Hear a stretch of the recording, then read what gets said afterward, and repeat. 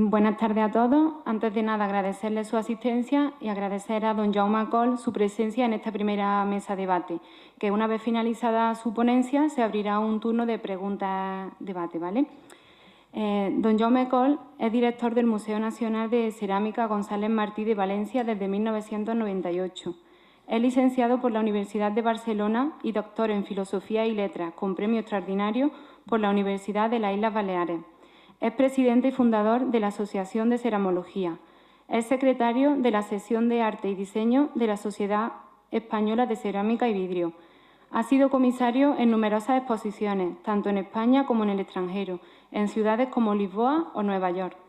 A nivel de investigación, ha desarrollado una intensa actividad en el campo de la arqueología, con proyectos financiados por la Comisión Interministerial de Ciencia y Tecnología en España y Portugal, y ha colaborado en equipos internacionales de investigación sobre arqueología, etnografía y patrimonio en Marruecos y Argelia.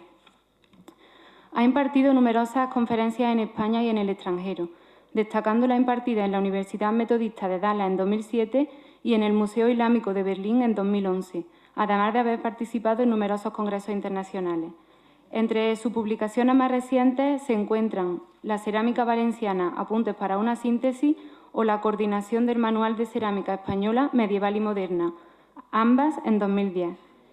Y bueno, sin más dilación, cedemos la palabra a don Jaume Coll, que abordará el tema de los museos de cerámica en España y su función social, visto desde la memoria y su realidad actual. Muchas gracias. Por la presentación. Yo quisiera, en primer lugar, felicitar a los organizadores del Congreso, tanto al Ayuntamiento de la Rambla como a la Asociación Española de Cerámica, de Ciudades de la Cerámica, la organización del evento y también el haberme invitado a participar aquí con esta ponencia. Y, al mismo tiempo, ya que estoy, pues les pido disculpas porque aquí hay un imprevisto. Esto tiene que ser una sola pantalla y no dos. No sé si se puede, apagando la luz, podemos ver mejor la proyección.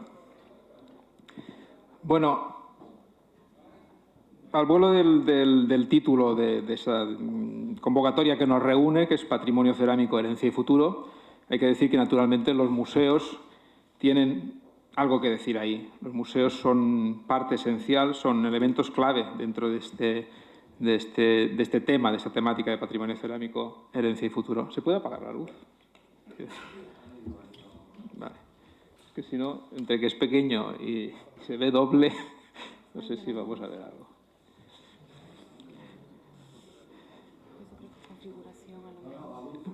Parte del desarrollo, forman parte esencial del desarrollo, tiene una serie de misiones encomendadas por la sociedad y eso, de alguna manera, delimita cuáles son sus funciones. Dado el momento de crisis en el que nos encontramos, es importante reflexionar también precisamente sobre esas funciones y sobre esas misiones, y importante también ver cómo podrán resolver el reto que se nos presenta ya, que estamos viviendo precisamente en estos momentos, de desarrollar esos compromisos que tenemos con la sociedad con la mayor racionalidad, con los medios, con el mayor ajuste en el uso de los medios adecuados y, naturalmente, con técnicas como el fomento de la cooperación entre instituciones para ayudarnos, para colaborar en el cumplimiento de estas misiones. ¿Se lee algo? Es que yo les pido disculpas.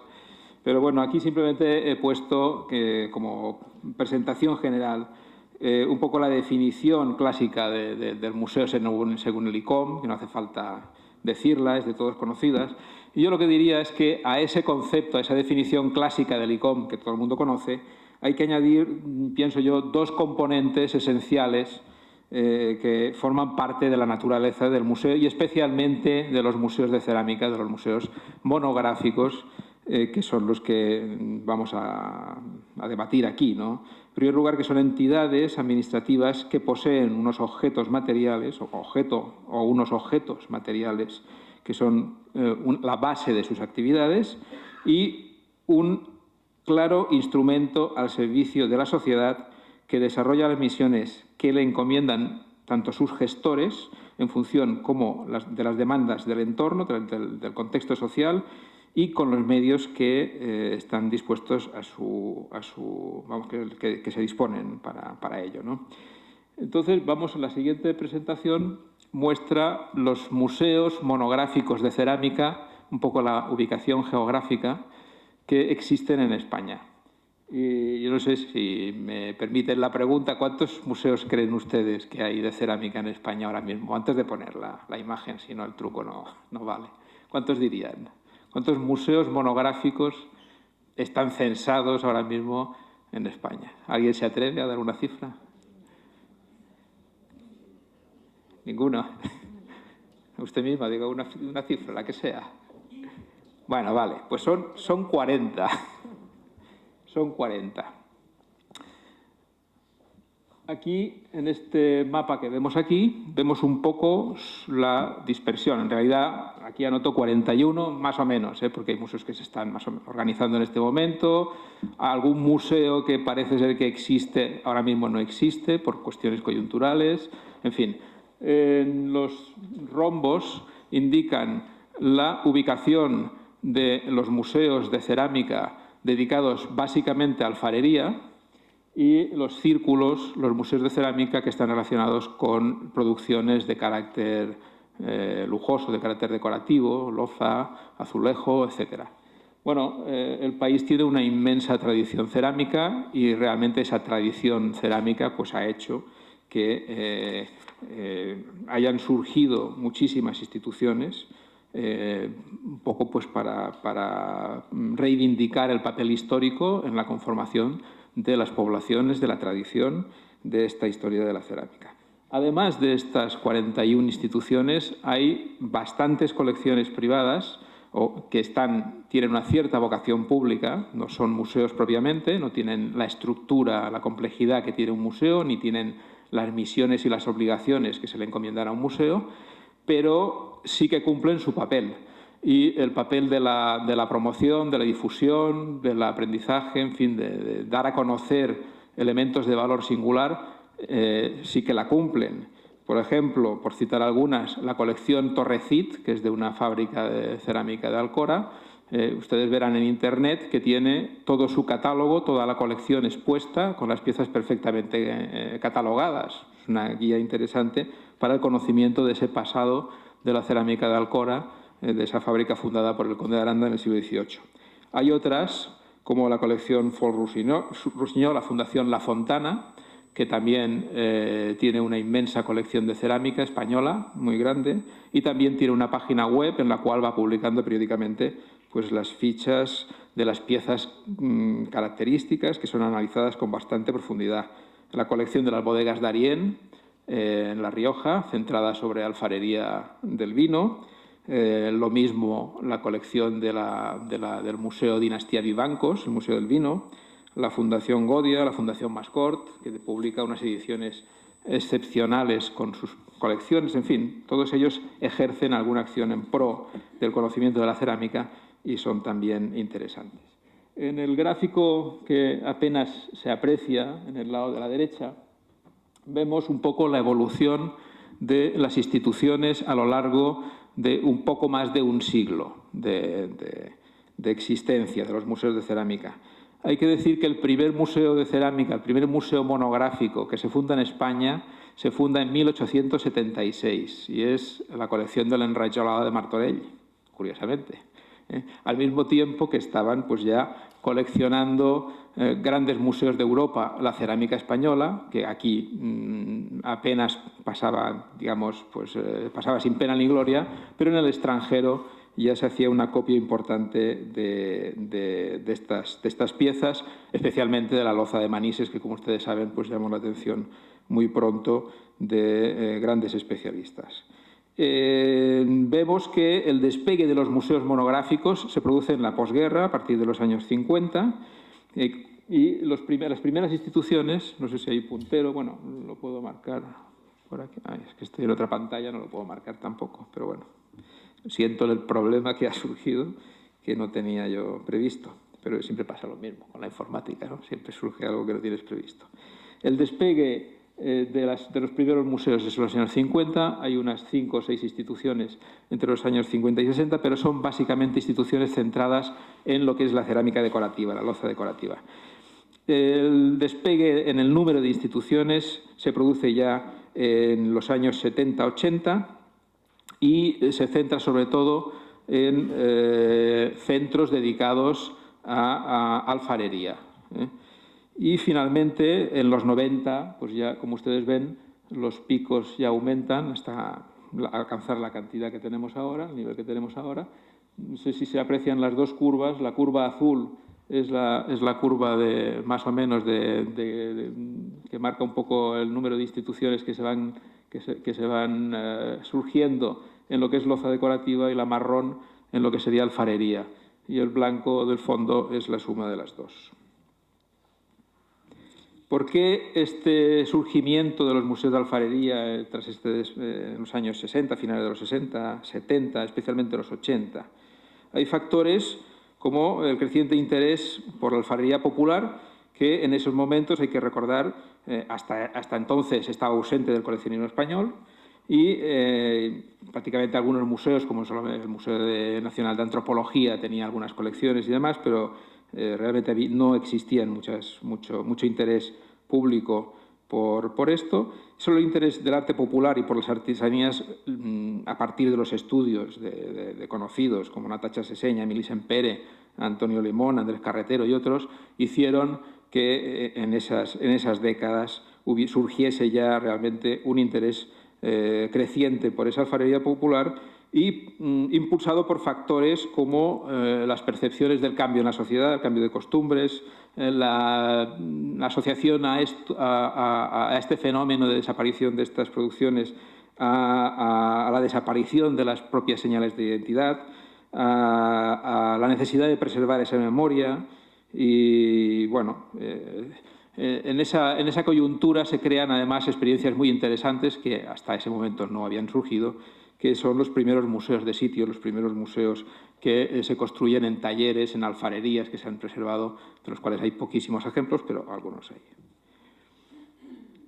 En el siglo XXI, pues naturalmente, sobre todo en estos últimos 4 o 5 años,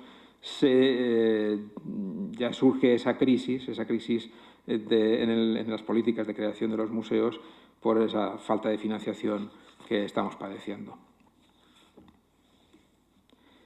Pero hemos visto pues, que los museos van surgiendo por necesidades sociales, pero ¿cuál es su finalidad y cuáles son los motivos que de alguna manera los impulsan, ¿no? Esto nos aproxima a lo que sería en realidad el sentido, el porqué de los museos. Hay que decir que la naturaleza de los museos se modula a partir de las peculiaridades y necesidades de cada uno de los gestores, sea público o privado, y de las exigencias y necesidades del entorno social, del tejido productivo, de la formación, de la educación. Los museos, de alguna manera, encierran la memoria, encierran la educación, encierran la formación y encierran también la promoción en el campo de la cerámica. Y esto es importante porque, de alguna manera, son moduladores o pueden contribuir a la modulación del gusto, pueden contribuir al surgimiento de la necesidad por la adquisición de bienes de valor añadido, de bienes que están asentados en la tradición, y ese es uno de sus papeles, ¿no? Pero yo quería hablar un poco de cuál es el debate histórico en torno a la creación de los museos. Perdón, me he dado cuenta de una cosa, y es que repite la anterior y pone una nueva. Bueno, yo como lo veo aquí esquinado, porque aquí en la pantalla no veo esto. Bien, vamos a repasar un poco cuál ha sido el debate histórico. Y la verdad es que contamos con documentos interesantes. Contamos con documentos interesantes que veremos que se remontan a finales del siglo XIX. En este caso, he traído aquí el caso de un comentario de Rafael González Valls, que es un ingeniero manisero, que en 1893 escribió un libro sobre historia y técnica de la cerámica de Manises, y recalca lo importante que era conservar los numerosos fragmentos de cerámica medieval que aparecían en Manises, cuyas obras más ricas se atesoraban en los principales museos extranjeros. Era en parte una reivindicación sobre el contexto europeo de lo que estaba ocurriendo con la cerámica de calidad, la cerámica histórica en España, que no ocurría en nuestro país. Él dice que esa cerámica terminaba en el Louvre, terminaba en el British, terminaba en el Museo de Cluny, terminaba en el Victoria and Albert, y que precisamente Manises, donde estaba la cuna de las vajillas que habían estado en las mesas de los papas y de los nobles de Europa, pues no tenía nada. Hay que decir que en esos años realmente todas las obras de calidad de esta loza dorada de Manises estaban acaparadas por colecciones como la del Barón de Davilliers, la Kellekian, la Gayal Boyd, la Hackey Bay, Skewich, Huntington en la fundación de Hispanic Society, y en España solo habría una figura que sería el conde de Valencia de Don Juan, que más o menos seguía estos ritmos, ¿no?, europeos. Hay que decir que en 1905 todas estas grandes piezas que habían estado en las mesas de la nobleza europea ya no era posible adquirirlas en el mercado de anticuarios. 1905. Y en España todavía no habíamos creado ningún museo especializado, ¿no? Bien, en su escrito también reconoce los beneficios de la buena formación de los operarios para poner al día la industria cerámica y que ese conocimiento sobre el propio pasado nos haga huir de ir de remolque de lo que se está haciendo en el extranjero. Vemos que en este debate, en esta primera idea que plantea Rafael Valls, habla de lo que sería clave para establecer lo que sería esa misión de los museos de hoy, ¿no? Desde una perspectiva bien cimentada históricamente, vemos que de alguna manera su idea era reivindicar la propiedad intelectual de su pasado, del propio pasado de cada población, manteniendo la llave del conocimiento arqueológico e histórico, legitimar las fuentes del conocimiento, ese término que en industria se llama el know-how, denostado hoy por supuestas necesidades de austeridad. Hay que decir que la austeridad no quiere decir empobrecimiento, y menos empobrecimiento cultural. Y la misión, como una primera idea que deberíamos subrayar, sería el control del conocimiento técnico histórico es fundamental para empezar a construir sobre él. Luego, a partir de aquí hay otra experiencia interesante,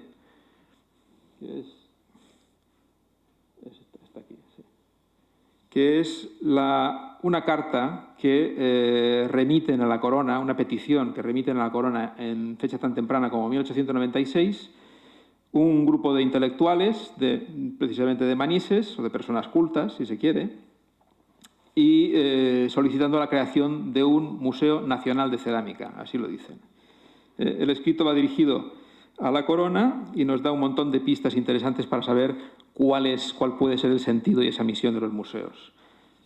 Vamos a ir desgranando ya qué comentan ellos. Las ideas que lanzan en concreto son que, referido al caso de Manises, porque ellos defienden que ese museo debe sentarse en Manises, Manises es el único centro en el que pervive la tradición árabe de la loza dorada. Desde 1850 se hacen excavaciones en Manises encontrando numerosos objetos similares a los que se conservan en los museos de Sèvres, Cluny, Louvre, Británico. Dice que esos objetos sería necesario depositarlos en un centro donde se clasificaran por estilos y por épocas. Hace un llamamiento a la típica, al sentimiento de vergüenza nacional, que siempre está en socorrido, que parece ser que nunca lo hemos podido paliar, ¿no? Museos cerámicos, todas las poblaciones extranjeras que hacen cerámica los tienen. Rouen, Sèvres, Limoges, Nevers. Y solo nosotros, los españoles, no tenemos ninguno. Los museos arqueológicos de Madrid y Barcelona, esto es interesante también, porque sobre todo ayuda a perfilar un poco cuál será la distinción entre la misión de los grandes museos y de los museos monográficos de localidades concretas, como pueden ser los de alfarería en poblaciones pequeñas. Dice, los museos arqueológicos de Madrid e histórico de Barcelona no pueden dedicar sus escasas rentas a una sola rama de la arqueología. Esto lo que nos da una idea de que ellos piden ordenar de forma racional las actuaciones, las actividades de cada museo, lo que es muy lógico. Y es una idea que debemos guardar en el cajón. Con estas ideas que voy diciendo, haremos luego una especie de brainstorming final para ver cuáles son los elementos importantes de todas estas discusiones. Manises es la única población de España llamada a poseer un verdadero museo cerámico, dado su potencial fabril. En aquel momento tenía 40 fábricas y una población de 3.577 habitantes. El museo, una de las funciones que dicen ellos que debe tener el museo, es facilitar que la industria no imite lo extranjero, sino que trabaje sobre las tradiciones autóctonas. Es decir, como idea para el cajón, el museo debe ser una herramienta para potenciar la singularidad del producto. El museo debe educar para conseguir la ascendencia sobre los demás pueblos. Esto lo dice literalmente el documento. Otra idea para el cajón sería la formación para la supremacia del individuo, para el conocimiento individual. Y bueno, finalmente ellos suplican la Real Protección para crear ese museo de cerámica, un Museo Nacional de Cerámica, dicen ellos, y la Escuela de Dibujo, como herramientas necesarias para conseguir un apoyo a la floreciente industria y perpetuar su futuro. La cultura, en el fondo, podríamos leer entre líneas, es el soporte de la tradición y de la demanda de productos de valor añadido. El debate continúa, no sé si se ve ya ahí, se ve muy mal. El debate continúa en los años 30 con un artículo que Daniel Ferrando publica en la revista Valencia Atracción, que es una revista orientada al turismo. En la prensa de ese año, Daniel Martínez Ferrando expresa la necesidad de crear un museo de cerámica en Valencia. En él reflexiona, de nuevo, diciendo que a Valencia le hace falta un museo de cerámica. Hay que tener en cuenta que en aquel momento no había ningún museo de cerámica en España, excepto la colección de Martorell que he comentado. ¿Y por qué Valencia? Porque Valencia es un sitio donde hay una gran tradición. Había en torno a Valencia, en la región valenciana, estaba el centro de Alcora, un centro importantísimo en el siglo XVIII. En el siglo XV había sido Manises, es decir, pues de alguna manera, pues con eso se quería representar un poco la importancia de la cerámica española. La azulejería valenciana, poco conocida, pues también es otra de las causas para impulsar un museo de este nivel en la población. Bien, entonces comenta que cuando vienen extranjeros a la ciudad o cuando él va al extranjero y se encuentra con algún en fin, personas interesadas en el tema, le dice, en Valencia tendrán ustedes sin duda un gran museo de cerámica. Y dice, pues es una vergüenza decirle que no, que a estas alturas, en los años 30, pues no, la ciudad no tenía, ni España tenía ningún museo de cerámica. Se refiere también pues, a este problema de, visto desde una óptica nacional, él comenta expolio de los extranjeros de nuestro patrimonio, en realidad lo que sería una dejadez nacional de nuestro patrimonio, ¿no? La idea, él dice, si nosotros pudiésemos crear un museo, la singularidad de nuestras piezas atraerían a visitantes. Es decir, estamos en una revista que lo que intenta es impulsar el turismo. Y luego finalmente termina diciendo que la Administración ahí tiene una gran responsabilidad. Estas palabras parece ser que de alguna manera pues, provocaron, pues es este artículo en concreto, el que se ve aquí a la derecha, provocaron una cierta reacción porque había gente que todavía recordaba en Manises pues esa reivindicación que habían hecho el alcalde, el cura párroco, el médico, el ingeniero Rafael Valls, etcétera, reivindicando la creación de un Museo Nacional de Cerámica allí. Entonces, en noviembre contesta a estas respuestas que ha encontrado y cita un artículo publicado en la revista La Ciudad, donde se decía que Manises era mejor sede que Valencia para ese museo. Él dice que no, que Valencia es mejor como capital de la cerámica, no solo de Manises, ya que supone una vergüenza que la capital de la región no tenga ese museo con miras a lo universal. Resalta la idea de la centralidad de Valencia, de la ciudad, para fomentar la formación, porque se supone que Valencia es como una ciudad más a medio camino de todo el mundo, no es una población pues, que está, digamos, fuera del circuito, y también es una ciudad capaz de atraer mucho más turismo y, por tanto, servir mejor para la promoción. Dice que, de todas maneras, es lógico que Manises tenga su museo. Entonces, se introduce la idea de esa necesidad de crear museos diferenciados con misiones diferenciadas según los lugares. Y la idea que lanza aquí es que Manises debe tener un museo con otra orientación, un museo con la fabricación moderna, un museo dedicado básicamente al comercio. Entonces, ahí vincula ese museo local con el tejido industrial. También dice que ese museo local debe reorientar la producción sobre la tradición y la calidad. El museo debe ser un referente del producto de valor añadido. Estos conceptos finalmente termina con un concepto muy interesante de lo que sería para él la ciudadanía, que es una como síntesis de lo que él plasma ahí, sería la importancia de la formación cultural del ciudadano para que aprecie todo eso y para también que se sienta atraído por esos productos que si no hay un interés y una necesidad comercial no tienen sentido en nuestro contexto. Y simplemente reflexionando sobre esto hay que decir que si algo no es útil y esa utilidad viene o de la tradición o de las necesidades que se van generando, va a desaparecer. Bueno, vistas estas ideas que he comentado aquí, salta a la vista una primera conclusión esencial, que sería que los museos no pueden ni deben ser igual en todas partes, aún trabajando dentro de una función-misión común. No tienen por qué realizar las mismas actividades ni tener los mismos objetivos, más aún cuando existen recursos limitados.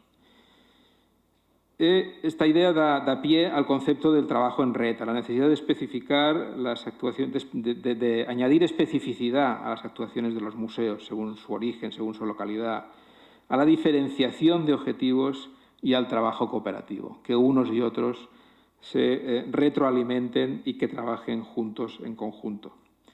No solo porque el museo sobrevivirá, sino también porque las diferentes necesidades que los han generado tendrán más posibilidades de supervivencia. Pero a pesar de que esto parece claro, hoy en día nos encontramos con problemas en la práctica real, a veces con falta de coherencia en el diseño de estas funciones, misiones de los propios museos. En algunos casos hay pequeñas localidades que tienen ambiciones excesivas en el sentido de que no tienen medios para poder acometer y entonces pues, se encuentran con problemas de funcionamiento. También pueden encontrarse problemas de falta de sintonía política entre administraciones que deriven en la desatención de las necesidades técnicas o operativas o en la falta de coordinación de acciones, o bien incluso rivalidades derivadas de las áreas de competencia asignadas por la legalidad vigente, que muchas veces no se resuelven con actuaciones coordinadas, sino excluyendo entidades que podrían colaborar en la solución del asunto, en el asesoramiento, por ejemplo, aunque no sean parte competente de ello. Estamos en un mundo en que hay diputaciones que tienen sus museos, ayuntamientos que tienen sus museos, administración central que tiene sus museos, administración autonómica que tiene sus museos, y parece que hay esa guerra de competencias entre administraciones en lugar de cooperación entre ellas, ¿no? Bien, todo esto, estos problemas son muy sensibles, sobre todo en la gestión del patrimonio histórico, y la verdad es que ocurren, pero también ocurre todo lo contrario. También ocurre que hay vías y hay muy buenos ejemplos de cooperación institucional. Entonces, como idea esencial de este aspecto es la necesidad de fomentar la cooperación entre instituciones con independencia de su titularidad. Cada uno puede aportar su granito de arena en función del objetivo común. Bueno, afortunadamente nuestros museos ya trabajan en estas líneas diferenciadas, en parte por las peculiaridades tan locales, tanto de las poblaciones como de las colecciones, en parte por las líneas de actuación que marcan sus gestores.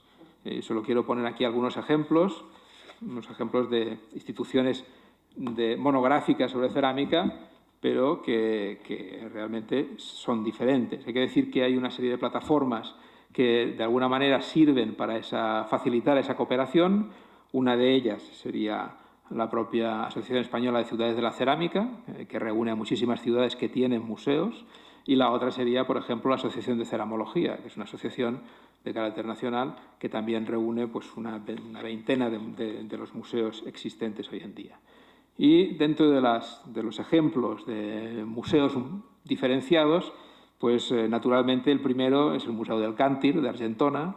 Es un museo que, como ustedes saben, nació en 1975. Es un museo dedicado a, de alguna manera, apoyar la celebración de la Fira del Càntir.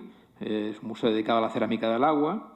Es un museo que lleva mucha actividad de apoyo a la fiesta, de edición de materiales, recordatorios de la fiesta, apoyo a la industria con estas acciones, y al mismo tiempo pues, ha desarrollado, aparte de la línea de exposiciones y demás, pues un corpus o un fondo de cine cerámico que es de las colecciones más de los repositorios más importantes de cine cerámico de este país.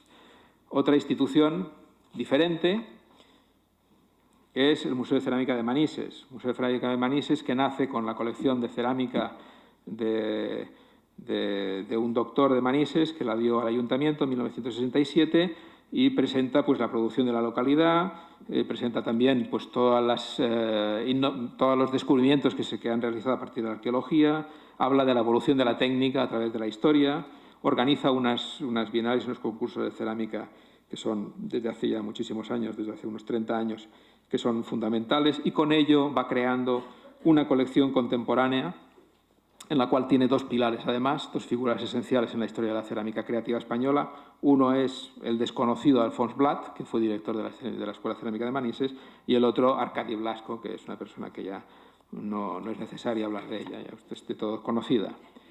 Otro museo diferenciado también sería el Museo del Taulell de Onda, fundado en 1968, el Museo de Cerámica de Onda, y que se dedica sobre todo a la azulejería. Es un museo dedicado a la azulejería porque Onda fue uno de los primeros clúster típicos de la cerámica española. Tenía centro de formación, tenía industria, tenía centros de diseño ya en los años 30.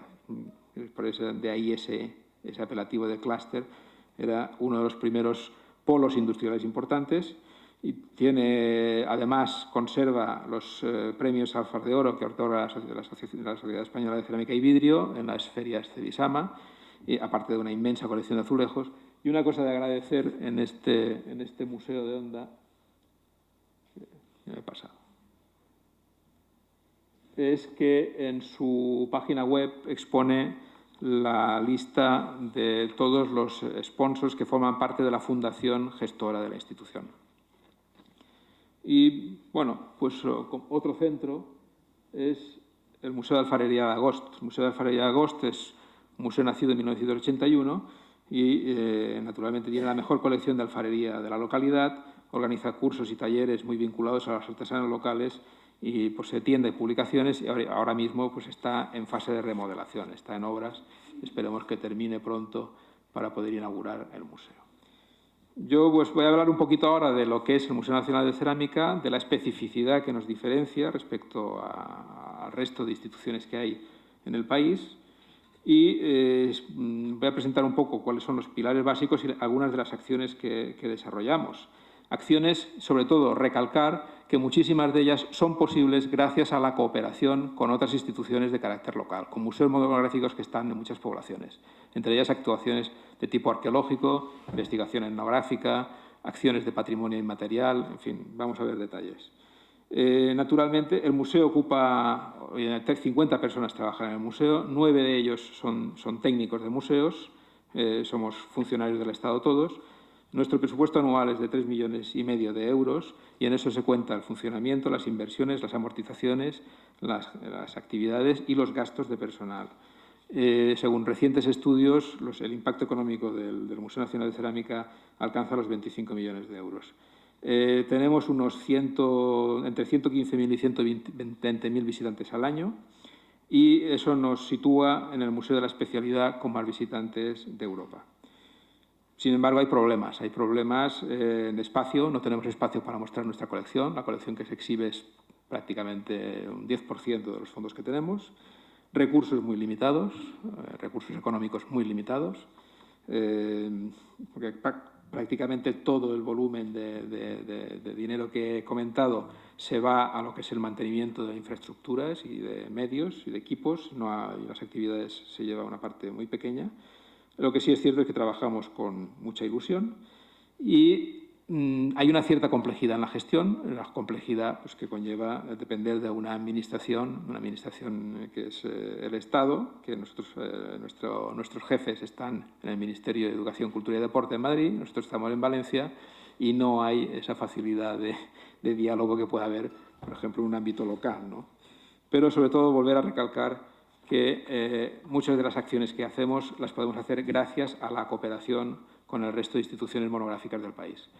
Solo una idea, el museo se asienta sobre 3 pilares básicos. Uno es la personalidad de don Manuel González Martí, otro es la singularidad de su sede, del Palacio de Dos Aguas, que es un edificio espectacular, con una portada barroco, que es el mejor edificio barroco privado de España, y la colección, una colección única, en parte aportada por su fundador, pero, sobre todo, acrecentada con la colaboración de más de 900 donantes que han dado al museo hacia 12.000 piezas de sus fondos.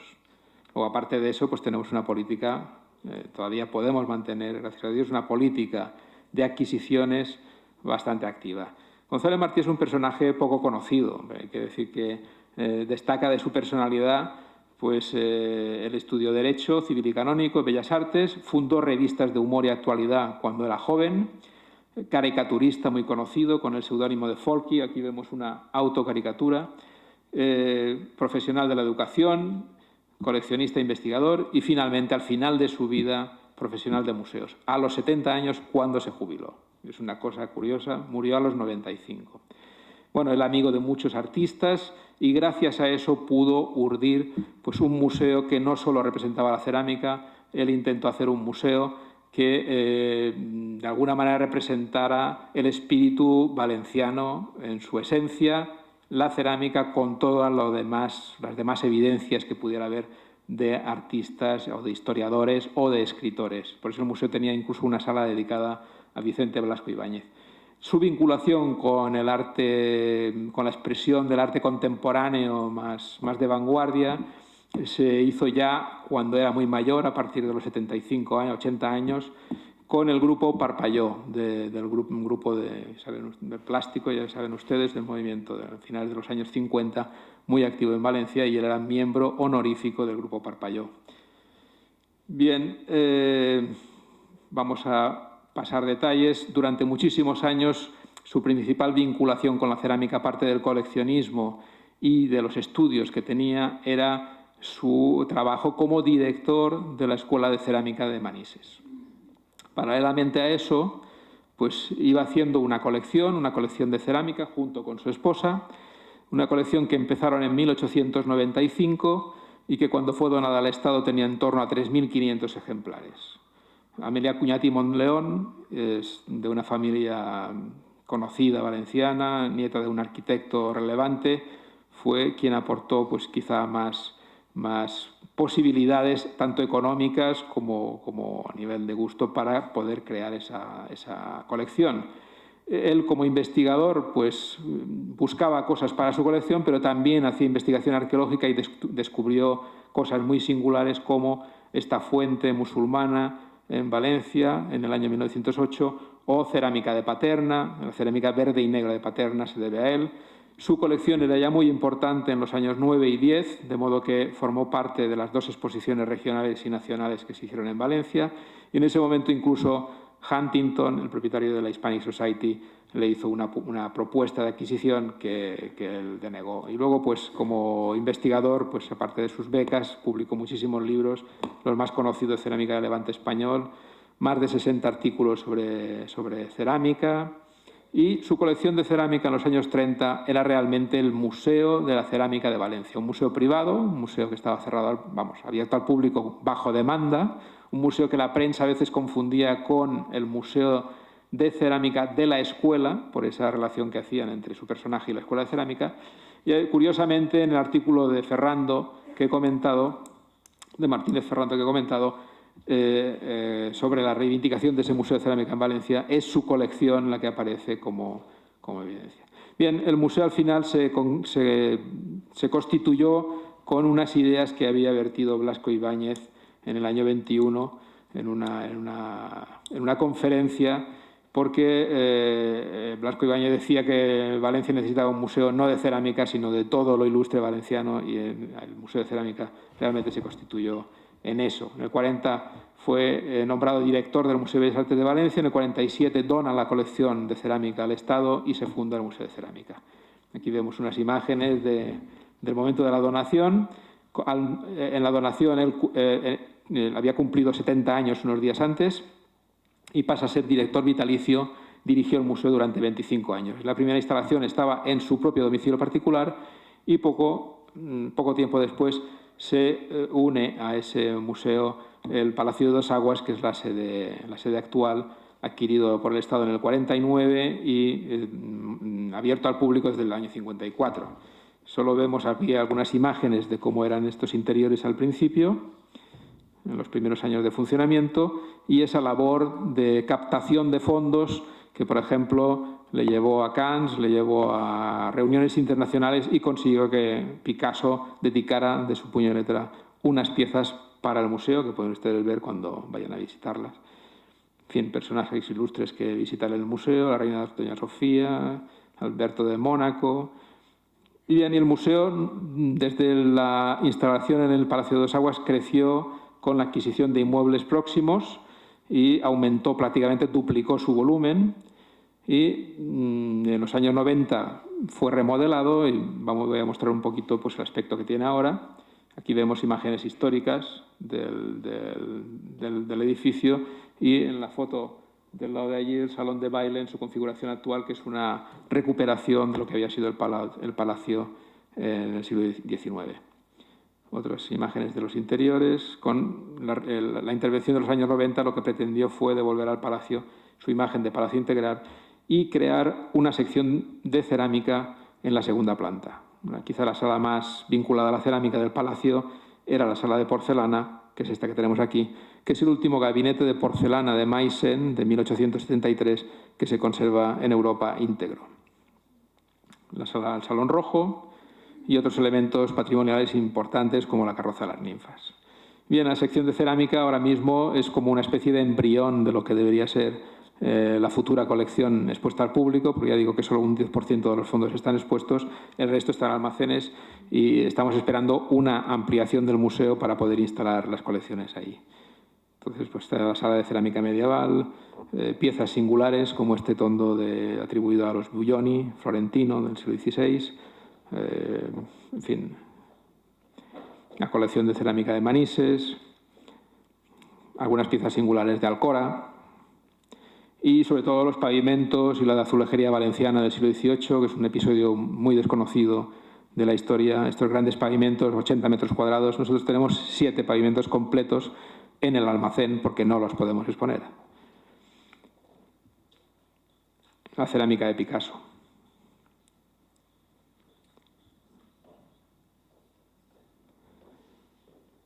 Bien, en cuanto a las actuaciones que hacemos, pues en patrimonio, por ejemplo, nosotros no tenemos, como institución, no tenemos competencias en la materia, simplemente colaboramos con las instituciones que lo solicitan. En general, colaboramos con la Administración de Justicia, con Policía, con Interior y con autoridades autonómicas y municipales que nos piden, nos solicitan, pues a lo mejor informes sobre bienes patrimoniales que van a adquirir o sobre litigios que pueda haber con la preservación de algún inmueble histórico, etcétera. Entonces hacemos valoraciones de valor histórico, es decir, qué es esto, de qué época es, etcétera, y también peritaciones de valor económico de esos bienes históricos, pero eso solo para instituciones públicas. Colaboramos en investigación policial muchas veces y también colaboramos en la protección y depósito de bienes incautados cuando son objeto del patrimonio histórico español. En investigación, pues podemos desarrollar acciones de investigación gracias a una biblioteca especializada, que yo considero que es la más relevante del país. Nuestra pretensión es reunir todas las monografías editadas en España sobre cerámica. Tenemos un importante centro documental y tenemos investigación arqueológica e investigación etnográfica. Aquí pueden ver que no se reproduce. ¡Qué desastre! Bueno, yo lo siento mucho. ¡Qué barbaridad! Bueno, aquí tenemos incluso acciones en patrimonio inmaterial. Ha sido realmente algo que hemos puesto en marcha hace poco para, por lo menos, el registro de todas aquellas tradiciones cerámicas que van a desaparecer, poder tener un buen registro documental, una buena filmación, en fin, un buen registro de estas tradiciones, por lo menos para que queden en la memoria, y si es posible hacer otras acciones para que continúen, pues trabajar en esa línea. En formación, pues realizamos conferencias, seminarios, visitas guiadas, talleres. Todas estas acciones que estoy citando se desarrollan muchas veces con la cooperación de entidades de tipo local. Las excavaciones arqueológicas en Manises con el Museo de Manises, acciones en el exterior con museos especializados del exterior, tanto de España como de fuera, en fin. Editamos materiales didácticos, editamos catálogos, editamos vídeos. Uno de los vídeos que hemos editado fue presentado el año pasado, se hizo en colaboración con el Museo de Cerámica de Agost y representa pues, la realización de una pieza tradicional de cerámica a la sal de Agost. Fue presentado el año pasado en el primer Festival de Cine Cerámico. Y hemos hecho otros proyectos como este de documentación de la técnica de la loza dorada del último artesano que conoce cómo se hace esa técnica con la cocción de romero.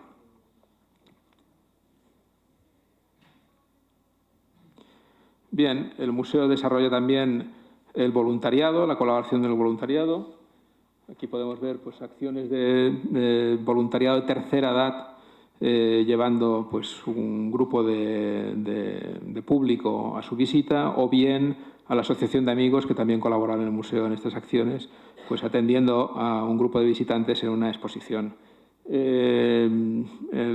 También es importante la labor de adquisiciones. En estos últimos 10 años en el museo han ingresado unos 3.500 objetos de cerámica y muchos de ellos de este nivel que vemos aquí, que son piezas de loza dorada de Manises, que han podido ingresar gracias a casualidades de la vida, una necesidad de pago de impuestos de una empresa multinacional que tenía esta colección, y estas piezas pues, pudieron ingresar. Son piezas que están valoradas por encima de los 300.000 euros unidad.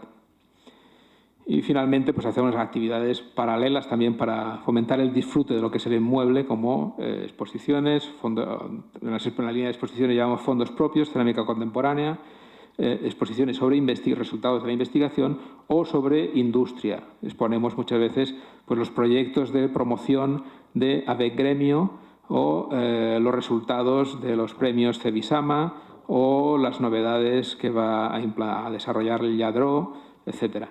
Y bien, finalmente, pues acciones como simplemente conciertos, etcétera, para que la gente disfrute también de los ambientes históricos del edificio. Bueno, volviendo a nuestro cajón desastre, las ideas. ¿Para qué nuestros museos? Pues yo, para concluir, diría, para mantener el conocimiento técnico e histórico en nuestras manos, destacar la singularidad y especificidad de la tradición propia, apoyar a la industria para singularizar nuestro producto y la tradición local, apoyar y estar al servicio de la creatividad, formar a nuestros vecinos para potenciar los valores individuales, promover la cultura como soporte de la tradición y asentar en ello valor añadido, fomento del turismo, y yo creo que todo se podría resumir diciendo en apoyo social como motor económico y de potenciación de nuestros conciudadanos. Formación y cultura es riqueza y progreso. Muchas gracias. Disculpas por una pregunta. Abrimos el turno de preguntas-debate. Sí. Cuando has hecho el primer cómputo de museos de cerámica, Sí. dentro de lo que yo conozco, me da la sensación de que, por lo menos de lo que más conozco, que es en Cataluña, me da la sensación que estaba el de la galera. No, ¿tenías dos puestos? No. Cataluña creo que salen 6 o 7. Ah, sí. Ah, vale, porque es que igual se veía muy pequeño el mapa y quizás... Yo creo que no se veía nada. Bueno. Con perdón, pero Vale, sí, porque no. estaba también el Museo de Cerámica Barcelona, que tiene Sí, una problemática claro. muy complicada, pero también está ahora el de Quart, pero está también el de la Bisbal, está el de Esplugues, que también tiene azulejería. No, yo hablo de museos monográficos. Monográficos. No hablo de colecciones, porque si no nos vamos a 2.500 museos. Yo hablo de museos monográficos oficiales, o sea, que están reconocidos oficialmente.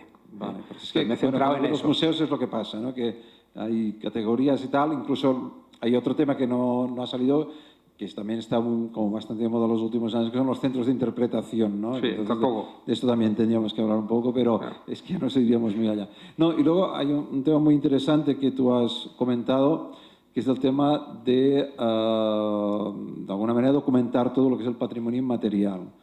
¿Puedes extenderte un poco más en este aspecto? ¿Qué tipos de de patrimonio, o sea, si son los procesos de técnicas cerámicas las que recogéis o tradiciones, fiestas o qué tipo de patrimonio inmaterial. Bueno, en principio la idea de la primera campaña que va a empezar ahora, aunque ya tenemos trabajado en esto a nivel de técnicas, en principio es hacer un registro sobre todo de cuestiones técnicas, pero también de tradiciones en torno a esas técnicas. O sea, ya que hay dinero para algo, aprovechémoslo, ¿no? Lo que es la concreción del test o que vamos a pasar todavía no está realizado. Ahora se ha pasado una propuesta de sondear en las localidades donde todavía persisten o subsisten técnicas tradicionales y donde no ha habido un impacto fuerte de la industrialización. Estamos hablando de 7 o 8 puntos en toda la geografía española. El proyecto es muy complejo porque conlleva la coordinación con las comunidades autónomas y entonces, pues bueno, entre todos tenemos que diseñar todo. Yo pienso que no solo interesa la técnica, interesa registrar toda la cultura. Es que el patrimonio material no es realmente lo físico, sino el patrimonio vivo. Entonces interesa registrar todo lo que hay en torno a la tradición. Entonces, tanto sean pues, las técnicas de confección naturalmente, las técnicas de cocción también, pero los ritos que hay asociados a esto, las creencias, la utilización de los objetos, es decir, es algo bastante complejo. Ya te digo que el año que viene será el año del proyecto piloto y que tiene una primera fase de elaboración de lo que serían los cuestionarios y todos los elementos a revisar y luego a ver qué sale. Pero bueno, estamos ilusionados porque por lo menos el proyecto ha sido aprobado. Sí. ¿Qué tal de apoyo tiene el museo? ¿Qué tal de apoyo dan a los tipos de nuevas cerámicas? Gracias. De apoyo a las nuevas cerámicas, que es de fusión de cerámica con otros elementos, pero sobre todo lo que es pintura.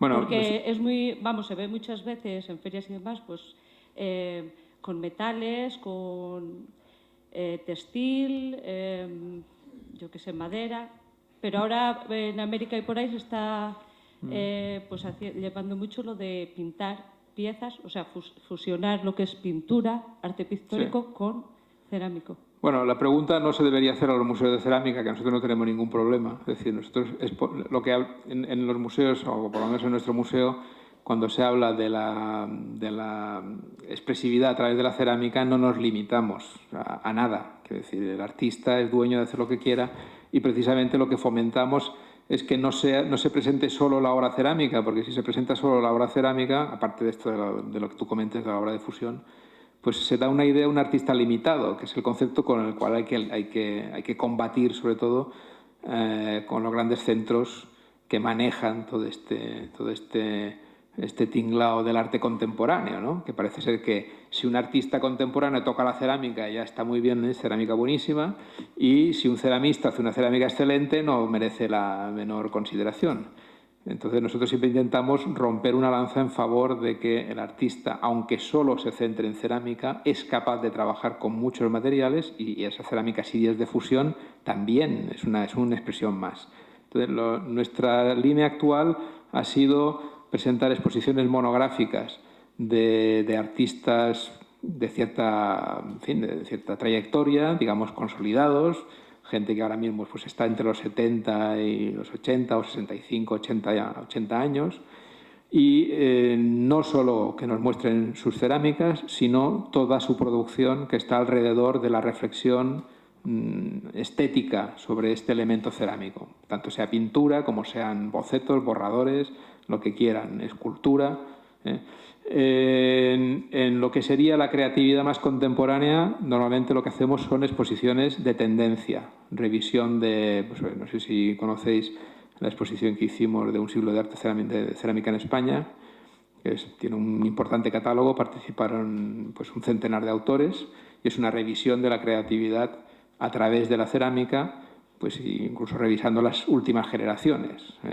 Y bueno, hay unos 25 artistas contemporáneos jóvenes, por debajo de los 50, que están en ese catálogo. O sea, no nos limitamos en eso, lo que sí es que la creación de gente joven procuramos que sea más bien una reflexión sobre lo que está ocurriendo en el contexto. Entonces, bueno, estas propuestas de fusión, pues como otra cualquiera, o sea, entran dentro de lo que nosotros expondríamos si hubiese crédito. Porque el problema mayor ahora mismo es que nos cuesta muchísimo sacar adelante proyectos, como hemos tenido pues, a lo largo de los últimos 10 años, proyectos importantes. Era relativamente fácil financiarlos, pero ahora mismo estamos cayendo en una vía muerta porque no hay manera de conseguir los sponsors tradicionales que teníamos, empresas, entidades financieras prácticamente han cortado todas las líneas de financiación y la administración está en una crisis absoluta, pero como concepto sí que trabajamos en esas líneas. De hecho, hemos tenido exposiciones pues, con obra de papel porcelana, de Sales, por ejemplo, en fin. O sea, no sé si te he contestado. El papel porcelana es un tipo de pasta. Sí, sí. No es una fusión de... No es una fusión, ya lo sé, pero la obra de fusión está en todas partes. Hoy en día no hay artistas que no trabajen o hay numerosos artistas que trabajan con la fusión. Bueno, pues es una expresividad que si tiene materiales cerámicos, elementos cerámicos, pues bueno, nosotros la promocionamos. La línea de promoción del Museo Nacional de Cerámica en estas cuestiones es que por lo menos tenga una vinculación conceptual con la cerámica. Y de hecho hemos hecho exposiciones de obra que no es cerámica, pero que tenía debajo una reflexión sobre el significado, sobre el concepto, sobre las capacidades de la cerámica. Son colectivas, son exposiciones colectivas normalmente. Si no hay ninguna pregunta más, nos tomamos un café. Bien, pues muchas gracias. Gracias.